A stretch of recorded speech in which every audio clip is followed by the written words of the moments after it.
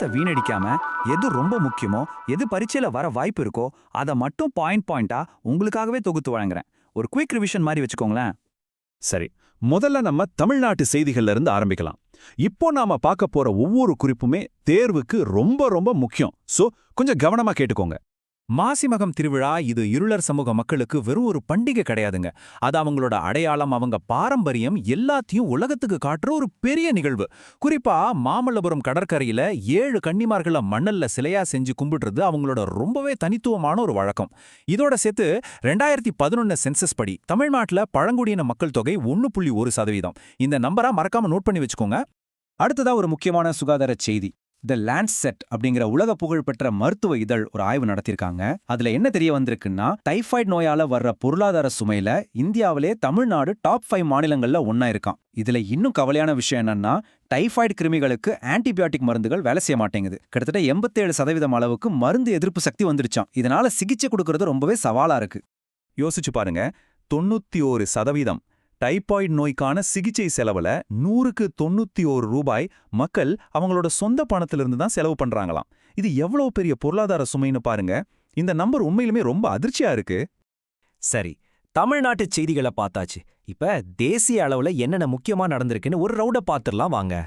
இப்போ நான் சொல்ல போறது எல்லாமே குயிக் பைட்ஸ் மாதிரி. ஒவ்வொரு வரியுமே ஒரு 1 மார்க் கேள்விதான். ரெடியா? இந்தியா தன்னோட முதல் டிஜிட்டல் சென்சஸ 2026-27 நடத்த போகுது. நாட்டோட முதல் எல்பிஜி ஏடிஎம் ஆரம்பிச்சுட்டாங்க. குஜராத்ல இருக்க தீன் தயாள் துறைமுகத்துல புதுசா ஒரு மேம்பாலம் கட்ட போறாங்க. உலகளவுல பாத்தீங்கன்னா அர்ஜென்டினா உலக சுகாதார அமைப்பை விட்டு வெளியேற போறதா சொல்லியிருக்காங்க. பாத்தீங்களா, எல்லாமே தேர்வுக்கு முக்கியமான பாயிண்ட்ஸ். அடுத்து ஹுருன் உலக பணக்காரர்கள் பட்டியல். இதுல நாம தெரிஞ்சுக்க வேண்டியது 2 விஷயம்தான். ஒன்னு, பில்லியனர்களோட எண்ணிக்கை முதல் தடவையா 4000 தாண்டிடுச்சு. 2வது, எப்பவும் போல எலான் மஸ்க் தான் முதலிடத்துல இருக்கிறாரு. விளையாட்டு செய்திகள்ல ஒரு சூப்பரான அப்டேட். 2028ல நடக்க போற உலக உள்ளரங்கு தடகள சாம்பியன்ஷிப் போட்டிகளை நம்ம இந்தியா தான் நடத்த போகுது. இது இந்திய விளையாட்டுத்துறைக்கு ஒரு பெரிய பெருமை இல்லையா? சரி, அடுத்த பகுதிக்கு போலாம். இங்க சுற்றுச்சூழல் மற்றும் உலக அளவுல நடந்த சில முக்கியமான நிகழ்வுகளை பத்தி பார்க்கலாம். மீத்தேன் வாயு, இது சுற்றுச்சூழலுக்கு ரொம்பவே ஆபத்தானது. உலகத்திலேயே இந்த மீத்தேன் வாயுவை அதிகமா வெளியிடுறது துர்க்மெனிஸ்தான்கிற நாடுதான். நம்ம இந்தியாவை பொறுத்த வரைக்கும் டெல்லியில இருக்கிற காசிப்பூர் குப்பைமேடு ஒரு பெரிய மீத்தேன் மூலமா இருக்கு. இந்த இடத்த ஞாபகம் வச்சுக்கோங்க, தேர்வுல கேட்க வாய்ப்பு இருக்கு. இது நம்ம நாட்டின் பாதுகாப்பு சம்பந்தப்பட்ட ஒரு முக்கியமான விஷயம். நம்ம விவசாயத்துக்கு யூரியா உரம் ரொம்ப அவசியம் இல்லையா? அந்த யூரியா தயாரிக்க தேவையான மூலப்பொருளுக்கும் சரி, தயார் செய்யப்பட்ட யூரியாவுக்கும் சரி, நாம மேற்காசிய நாடுகளைத்தான் நம்பியிருக்கோம். இந்த இறக்குமதி எல்லாமே ஹார்முஸ் ஜலசந்தி வழியா தான் வருது. ஒருவேளை அந்த பகுதியில ஏதாவது பதற்றம் ஏற்பட்டா அது நேரடியா நம்ம விவசாயத்தையும் உணவு பாதுகாப்பையும் பாதிக்கும். ஓகே, இப்போ விருதுகள் மற்றும் செய்திகள்ல இடம் பிடிச்ச முக்கிய ஆளுமைகள் பகுதிக்கு வந்தாச்சு. யார் யாருக்கு என்னென்ன விருது கிடைச்சிருக்குன்னு பார்க்கலாம் வாங்க. சரி, உங்களுக்கு ஒரு சின்ன கேள்வி. கணிதத்துறைக்கு நோபல் பரிசு கிடையாதுன்னு சொல்லுவாங்க. ஆனா கணிதத்துக்கான நோபல்னு ஒரு பெரிய விருது இருக்கு. அது என்ன விருது?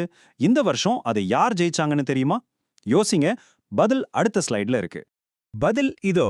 கணிதத்துக்கான நோபல்னு சொல்லப்படுற ஏபல் பரிச ஜெர்மனியைச் சேர்ந்த கேட் ஃபால்டிங்ஸ் வென்றுள்ளார்.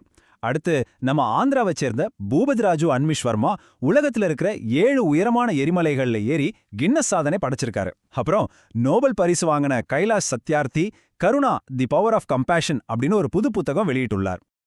இப்போ நீங்க படத்துல பாக்குறது பிரபல நடிகை ரிதுபர்ணா சென்குப்தா. இவங்களுக்கு இங்கிலாந்துல பெண்கள் அதிகாரமளித்தல் விருது கொடுத்து கௌரவப்படுத்தியிருக்காங்க. சரி, நம்ம கடைசி பகுதிக்கு வந்துட்டோம். இதுல அரசாங்க திட்டங்கள் அப்புறம் முக்கியமான நாட்கள் பத்தி பார்க்க போறோம். இதிலிருந்து கண்டிப்பா கேள்வி வரும், கவனமா இருங்க. பிராரம்ப 2026. இது என்னன்னு கேட்டீங்கன்னா, புதுசா வந்திருக்க வருமான வரி சட்டத்தை பத்தி மக்களுக்கு புரிய வைக்கிற ஒரு விழிப்புணர்வு பிரச்சாரம். இதோட தாரக மந்திரம் நாகரிக் தேவோபவா, அதாவது குடிமக்களே தெய்வம். வரி செலுத்துறவங்கள மதிக்கணும் அப்படிங்கிறது தான் இதோட நோக்கம். இந்த பிராரம்ப திட்டம் மானவ் அப்படிங்கிற ஒரு கட்டமைப்பை அடிப்படையா கொண்டது. இதுல ஒவ்வொரு எழுத்துக்கும் ஒரு அர்த்தம் இருக்கு. எம்னா மாரல், அதாவது தார்மீகம். ஏனா அக்கௌண்டபிள், அதாவது பொறுப்பு. என்னன்னா நேஷனல் சாவரன்டி, அதாவது தேசிய இறையாண்மை. அடுத்த ஏனா ஆக்சசிபிள் ஏஐ, அதாவது அணுகக்கூடிய செயற்கை நுண்ணறிவு. கடைசியா வீணா வேலிட் சிஸ்டம்ஸ், அதாவது சட்டப்பூர்வமான அமைப்புகள். இந்த சுருக்கம் ரொம்ப முக்கியம், நோட் பண்ணிக்கோங்க. மார்ச் மாசத்துல வரிசையா 3 முக்கியமான நாட்கள் வருது. எளிதா ஞாபகம் வச்சுக்கலாம். மார்ச் 20 சிட்டுக்குருவி, மார்ச் 21 காடு, மார்ச் 22 தண்ணி, சிட்டுக்குருவி, காடு, தண்ணி. இந்த வரிசையை ஞாபகம் வச்சுக்கோங்க.